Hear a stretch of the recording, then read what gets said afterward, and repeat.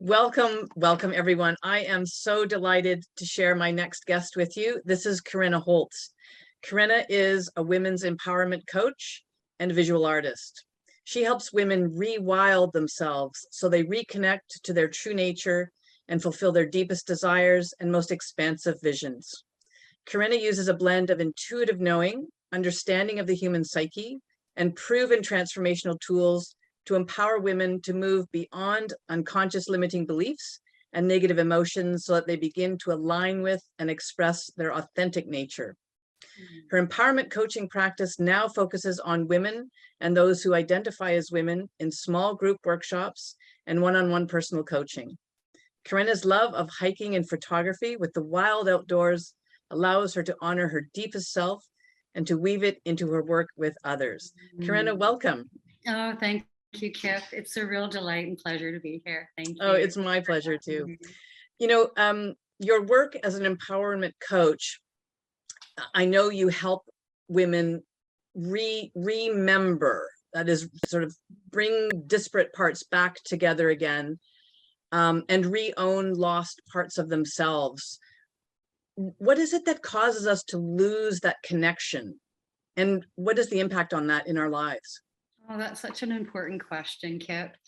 I think, I'm in my early 60s, and I think any of us women, even if we're in our 40s, 30s, but especially when we're in our 50s and 60s and 70s and beyond, we've experienced so much pressing down of our natural expression, whether it was in schools and we had to conform, whether it in our family. So there's been familial expectations, cultural expectations.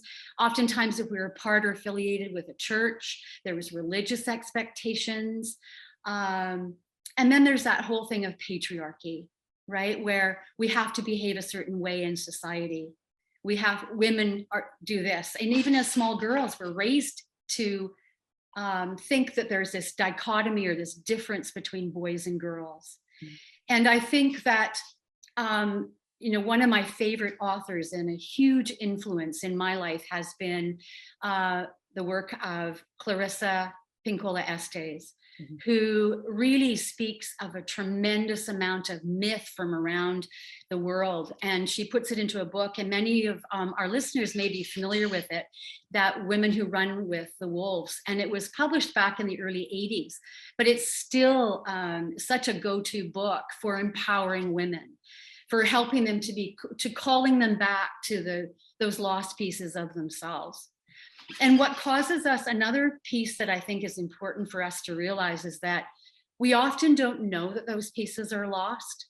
We often don't even know that we're living like a shadow of who we really are meant to be, until we have an upset in our life, like a divorce or a health issue, or even the empty nest that we go through when our kids are grown up, and all of a sudden it's like, who am I? Like, what's me? And I personally went through that. And so, and it's a journey that is exciting. It's a gift, really. And I'll just mention briefly that I went through a divorce unexpectedly. And I was this woman who was very devoted as a wife, and I was attending a mainline church, and I was a very strong woman, but I didn't get to express that. It was really shutting down the voice, towing the line, subverting who I was in a big way, and playing this role of being the good wife. And when I went through the divorce, initially it was really hard, but I eventually saw it as the biggest gift, because it meant I got to wake up and truly re-own those pieces that I had given away, blocked, buried. And yeah, so it's been an exciting journey since. So just before we get into the work you do with others, I'm curious to know, how did you reconnect with those parts of yourself that had been suppressed for such a long time? What was your process for doing that? And I'm sure that informed the work you do with clients now. Very much. Oh, absolutely. Because I've been through the journey. Now, Joseph Campbell, we've probably all heard of. He said, follow your bliss.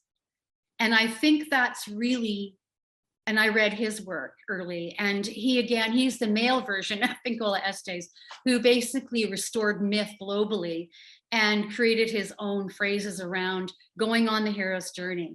All of us are on a hero's journey. All of us are. And I got to start mine. It was the gift of that divorce. And I started to realize and I saw a lot of different counselors I was reading, but I started to wake up and go, oh my goodness. And I'm very vulnerable and candid because I have clients that also face these issues, that I'd never had an orgasm before. And it was horrific for me to admit that. I was ashamed. But that was the kind of marriage I had. I didn't get to voice that I wasn't being loved in a way that would awaken that part of my being. And it was a hard piece to face initially. So I did work with some other people that I sourced out. But I think what I started to see is bit by bit, I started to breathe life back into those pieces that I hadn't nurtured, or that I didn't get to nurture until then. Mm-hmm. And so it was a process of going back and reclaiming artistic gifts, going back and reclaiming, I went back to university and did a master's. It was just, and started a nonprofit, and that just thrilled me. And it was a process of starting to reconnect to those lost pieces. And my singing and music was another part. And a partner that nurtured and really loved me up. So it was like, and it was a process. And I guess I want our listeners to know, I want all of you women who we all have got lost and forgotten pieces that we all get to reclaim when we, at different stages in those, we're all at different stages. But I think I want you to know that it's not something that we suddenly come into and we're suddenly fixed. It is a journey. It's not a destination. It is something that we spend our whole life unfolding. So we get to give grace to ourselves. Mm-hmm. Yeah. Oh, that's beautiful. And I'm reminded of Sue Brightman's book on becoming, the art of becoming, and just this idea that it is a constant process. We never really arrive as fully formed humans. We're always in a state of, it is a state of grace, but it's a state of constant evolution and becoming. And so, and I think also what I've heard so many coaches and practitioners and people that are light healers say to me that they went through, and I did also, we've been through some traumas in different arenas, different points in our lives. And almost to a person, coaches and practitioners and healers have used that experience to inform their practice, to become better people. And that's what I'm hearing you say as well, that this really difficult marriage that you had and all the challenges in that, but it's informed this part of your life now. It informs your art, it informs the work you do with your clients. And absolutely, I'm sure, I feel like as awful as the experience was that I went through, I'm getting to the point where I feel like I wouldn't trade that in, because it's made such a difference for me, and it's made such a difference for the way that I can work with other people too. Oh, absolutely. And if I can just add to that, I think it took me from being a two-dimensional person in terms of how I showed up with people, and and I shed and to a three-dimensional person who was fleshed out and was able to express where I really was aligned to who I was. So people saw the real me.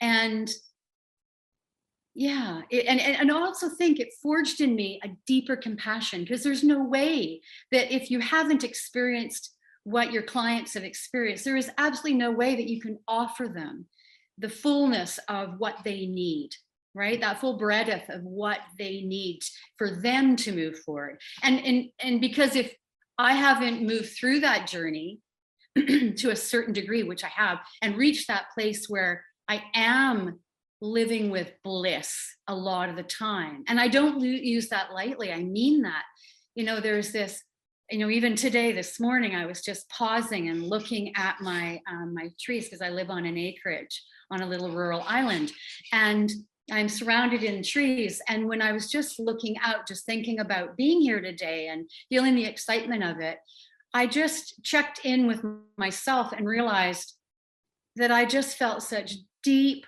connection and fullness inside of my own being.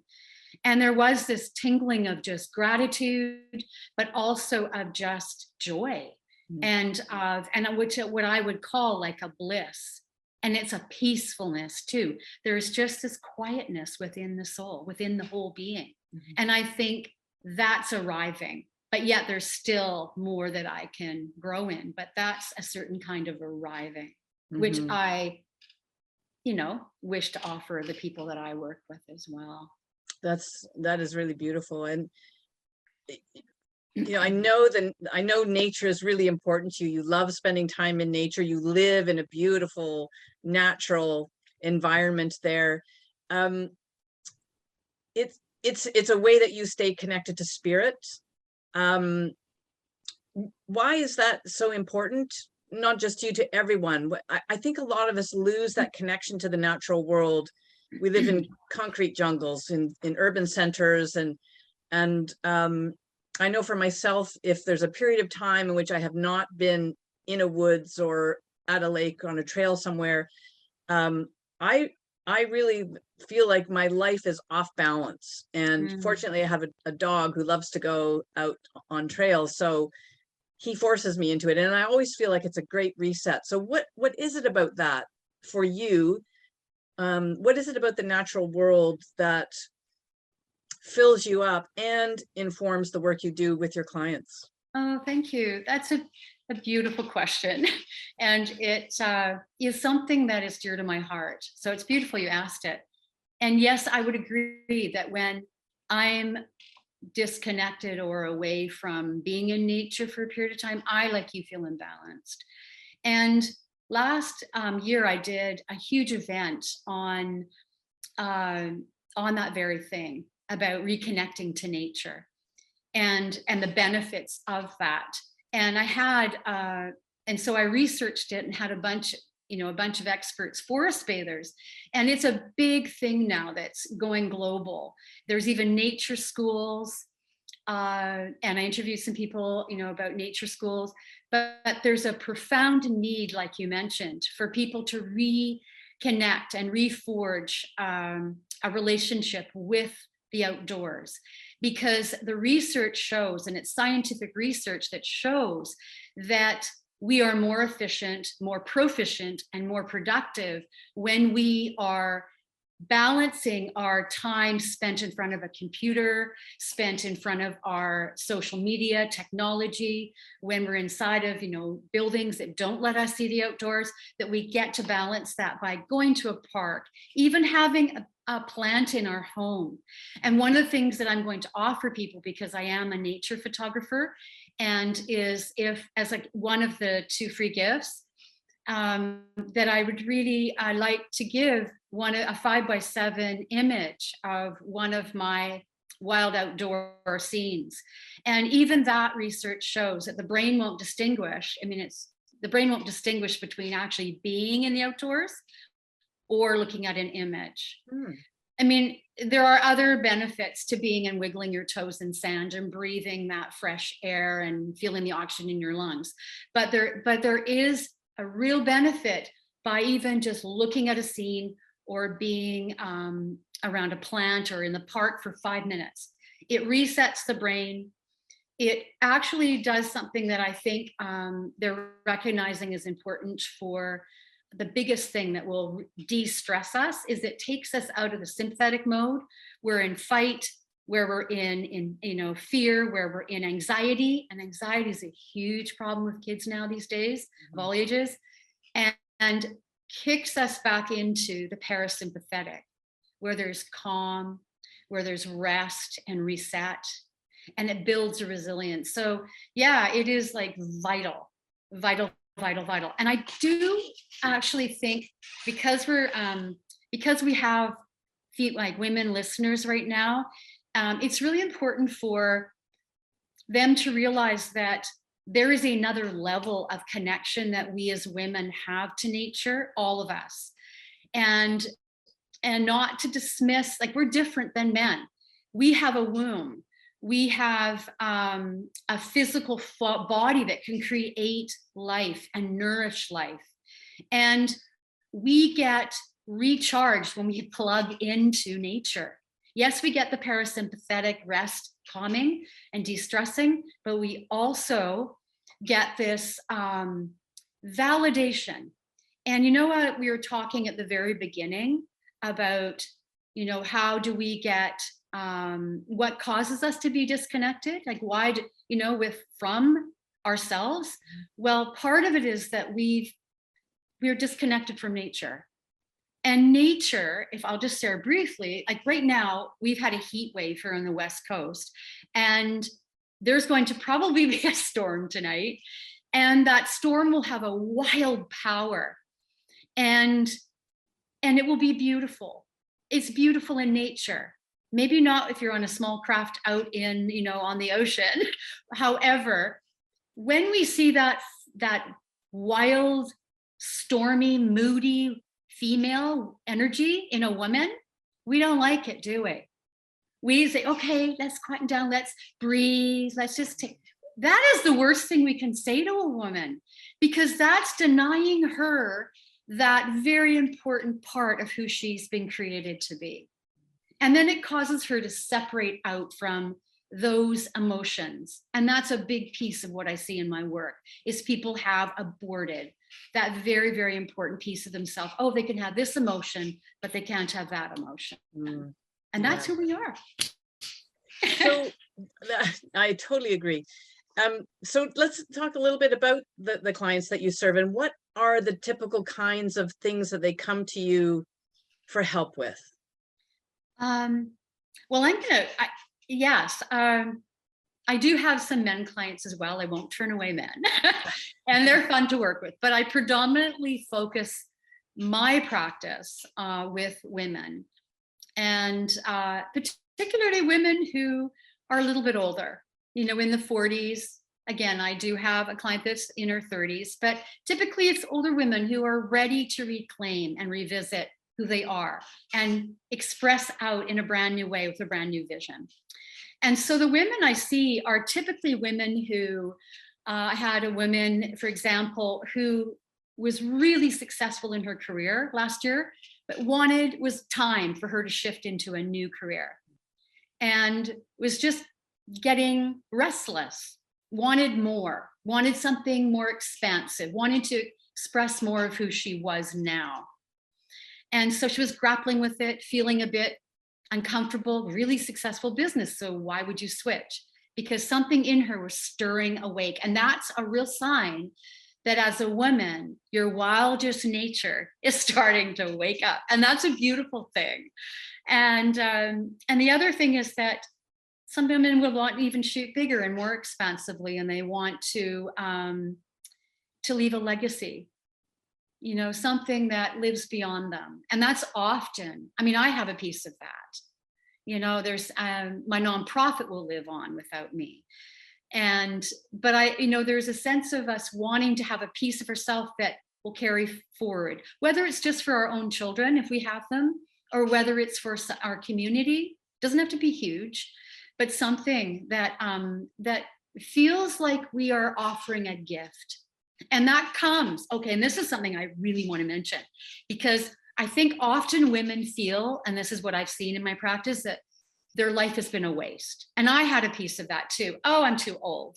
Oh, I'm too old to start again, a new vision. No, that's the last thing you need to be. That's as far from the truth as possible, because all of those years, and I'm seeing it with myself too, and I get told this, like all those other things that I did, like being a single mom and raising beautiful grown daughters that are now married to really beautiful men and a little grandbaby, all those experiences through that fire of being a single mom and all of the other things I've had to work through, those all gave me a certain kind of depth and compassion and wisdom, which is really true to what you're you're speaking about or wanting to bring to the surface. We have wisdom, ladies. Like, we have a lot of it.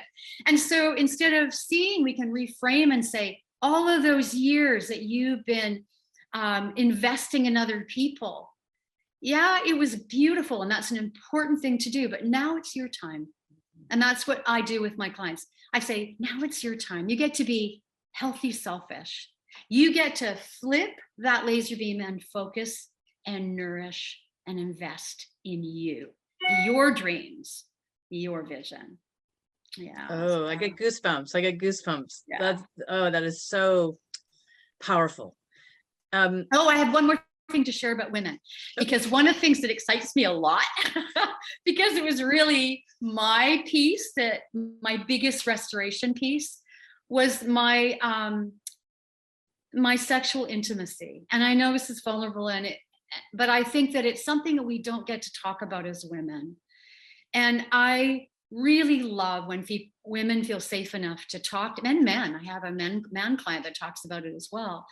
And just wanting to really, feel safe to talk about those desires that you have. Because when we're met on that level, and not a lot of us as women are, when we start to wake up the voice and we get to speak in a really respectful, loving, honest way and vulnerable way to our partner about, this is what I need, this is what will, satisfy me. And that's a journey in itself, right?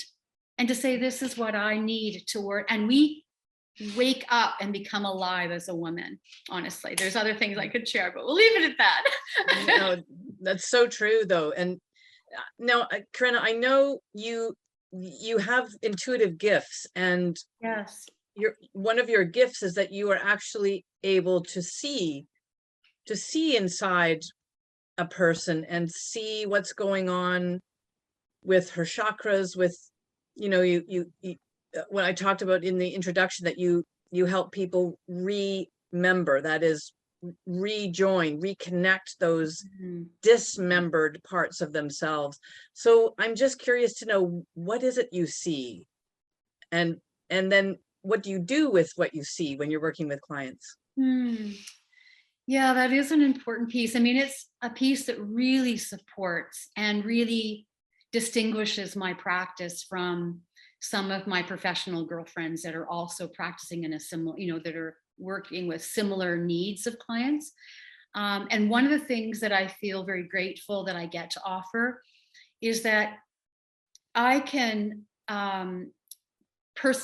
really move that process of movement forward through things that are bogging us down, and reclaiming those parts, because I can see their energy field. Now, this is something that, if you aren't familiar and you're listening and you aren't familiar with what chakras are, a quick little sort of introduction to it is that we all have, if you put your arms out, we all have an energy field that extends out about the extent of our hands, and it goes above our head and below our feet. And it's basically our sixth sense. And another piece that's important, it links back to nature. When we connect to nature, we plug in, we actually start to awaken. It's research on this too. There's research that we wake up our intuition, we deepen our gut knowing. And that's a very important piece of us as women, and into our wisdom and owning that wisdom. And we would notice if we had a severed finger, or, I cut myself this morning on something, and it was bleeding quite ferociously for quite a while. But I noticed that. But for many, many, many, many, many years, I did not notice that I was disconnected from my gut knowing, from my ability to know what was like my intuition around something that was important. I felt so disconnected. I just didn't know. And then, so just again, coming back to who I was through some of the practices that I did over those years, since I was an empty nester and divorced, I started to really connect more and more with my deeper knowing. And what I now see, and it's open to all of us, it's not something magical that's just a few people have. Everybody has this capacity, but it's nothing scary. It's very safe. It's just that I have the ability now to see chakras, which are, okay, first of all, I can see an energy line that comes through the top of your head, or your crown chakra goes right down, and it follows it's an energetic spine. So it follows your physical spine. And it's really glistening in some people. Some people it's not as bright. And that basically brings in energy from a source that's bigger than us, no matter what your beliefs are. And what it does is it animates us. And off of it comes our chakras. And we have a bunch of them, and we have little ones everywhere, ears. I mean, they're everywhere. And they're basically little vortexes, like little ice cream cones without the ice cream. And they are spinning, and they basically are taking in, they're like little messengers. They're bringing in messages from your environment, and they're sending out messages all the time. And people, like, we can read someone's energy, say, oh, they're just kind of whatever. That's what your chakras are doing. You're reading the energy and the environment around you. So what I have the ability to do is see what they look like. And I will give two quick examples to give you an idea. One of my clients, often my clients will say, but one in particular recently, I will look at the thought forms. I can see, like, we repeat things like, I don't know, oh, I'm not very beautiful. I'm not very beautiful. Well, I can see that. If you say that enough, I can see that in your field as a big imprinted bold sign. And I can see where on your field it's blocking you. And chances are it's on your sacral chakra, which is your power chakra. And which where we create from, if we want to have creativity that we're expressing, it's where we first shut down. Or maybe it's sitting on your throat chakra and you can't speak. So anyways, I see these thought forms. And this one recent client, a young man, said, that is exactly what I say all the time. And I've had other people say it too. Verbatim, I say that. And it's almost like, it's amazing to me, because it's like it gets imprinted. So that's another reason, research from Joe Dispenza, Dr. Joe Dispenza's work, if you're familiar with him, any of you, he talks about our thoughts create our reality. Well, I can see those thoughts. So, and what's beneficial, it's not just, oh, I see this, but as soon as you see it, you can change it. Because oftentimes these thoughts are subconscious, and we don't know that they are driving our life in a certain direction. We say, well, why can't I create a partner? Why can't I improve my partnership with my husband, whatever it is, or get that job I want? Because perhaps you've got a thought form that is just blocking, like a wall, part of your field, so you can't create it. Last thing I'll share is the chakras. I can see what they look like. And one of, and I won't divulge too much, so I don't, in case one of my clients is watching this, but sometimes the condition, when we know the condition of our chakra, we realize how much our environment, or the people that we are spending time with, and the words they're saying to us, and what we're allowing in, because we are the company we keep. We literally are. Because our chakras will wear that energy. I can speak that I saw this one woman. I didn't know what she was going through. It's the first time I ever met with her. And her heart chakra looked like burnt charcoal, like a burnt stump. And I've never seen that. And I have no idea. And when I started to work with her, she shared, and I won't share what it was in case she's listening, but it was like what was going on in her own life was crushing her. And the words and the experience that she was going through that was horrific. And it wasn't a war. It was stuff that we go through all the time. But her field was being impacted by it. So what me being able to see that is, and I don't use it with every client every time, it's when it can offer me a real specific personal direction, and it can move the movement forward very quickly. we can move through the process and get to the vision making much more quickly. What a powerful tool to be able to access for those particular times, and such a beautiful way to help support your clients and help them move through those stuck places. Because so often, oh my goodness, sometimes we don't even know what the problem is. We just know we don't feel right. We just know things aren't unfolding the way we want them to. We don't really know what we want necessarily. We know we don't want this, and so your ability, I'm sure, must be such a gift to those clients that you use it with. Transformative, really. That's beautiful. Yeah, thank you. Karena, this has been so fascinating speaking with you. You've already mentioned one of the gifts that you're giving our audience. Would you like to share with us what the other one is? Yes, well, this one excites me because I have a small group of women that meet twice a month. And it's where I share, it's what I came into by going through my process, which is my singing. And I'm a trained vocalist, singer, but I never shared it in an informal way. And so what I'm doing now is I'm offering these 5 to 6 minute vocalizations where it's sound vibration and it's very high vibration.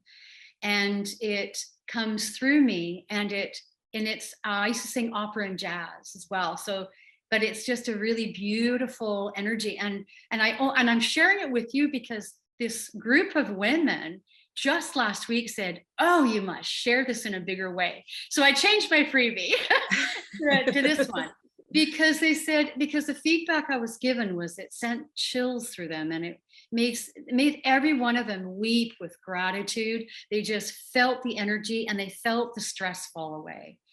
So it's another way of me gifting you with that opportunity to rewild yourself or wake up, just gently wake up to more of who you are. And you can listen to it every day. You can listen it to whenever you want to. And and I really do hope that it will just fill you up like it has these other women. And I'm going to make a very personal one for you with the intention for rewilding and waking up yourselves and bringing that wisdom back into who you are.